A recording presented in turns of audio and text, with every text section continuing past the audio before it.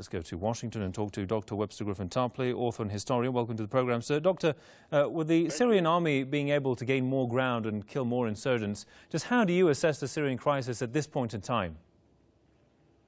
Well, on the one hand, the military developments of the past 24 hours or so confirm this pattern of slow, steady, inexorable progress by the Syrian army against the rebels, of course, facilitated by the fact that the rebels are avidly fighting among themselves, killing each other, assassinating each other's leaders, and so forth. And this then leads to I think, a very grim political situation for the rebels and their international backers. There's going to be a Friends of Syria meeting, again, that ironically named gathering. They're going to be meeting in London next week, and they really are in total disarray.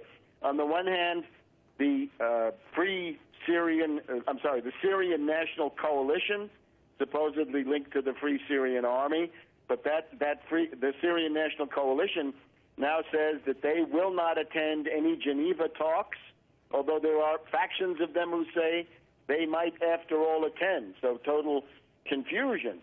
And then we've got I think the really symptoms of mental disintegration on the part of the backers of the rebels. For example, the Saudi government was offered a seat on the United Nations Security Council, one of the rotating seats, and Saudi Arabia says that they're not happy with what the Security Council has done, so they're going to go home. It's like a tantrum. They're not going to participate in the Security Council. It's really an absurd thing.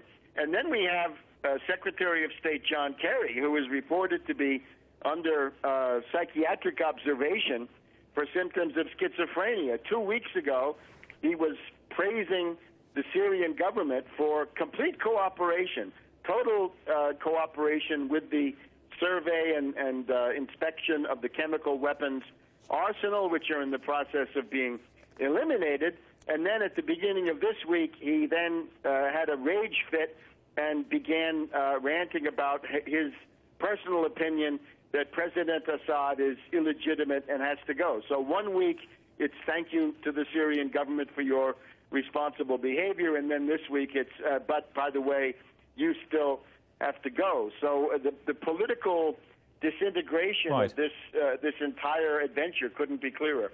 And so briefly, Doctor, just how much can the Syrian crisis be solved diplomatically? And speaking of diplomacy, what are the chances for a successful Geneva II conference?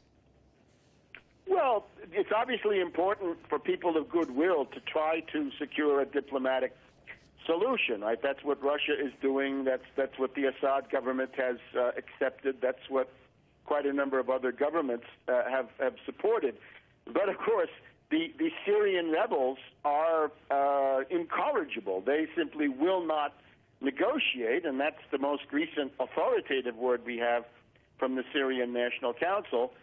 So if they won't negotiate, one might say that those same rebels are making a military solution at their expense inevitable. If they won't cooperate with some political solution, then only the military solution is left. And I suspect it's actually going to be a military solution at the expense of the rebels, taking several more months. But I think the die is cast and the situation is going in the direction of the elimination of these micro-states or mini-states or emirates that the rebels have been creating in northern Syria, which are absolutely intolerable for the people who live there. The popularity of these people as rulers is at an all-time low, and most Syrians would like to get rid of them. So at that rate, I think it's going to be ultimately their military liquidation that will end this.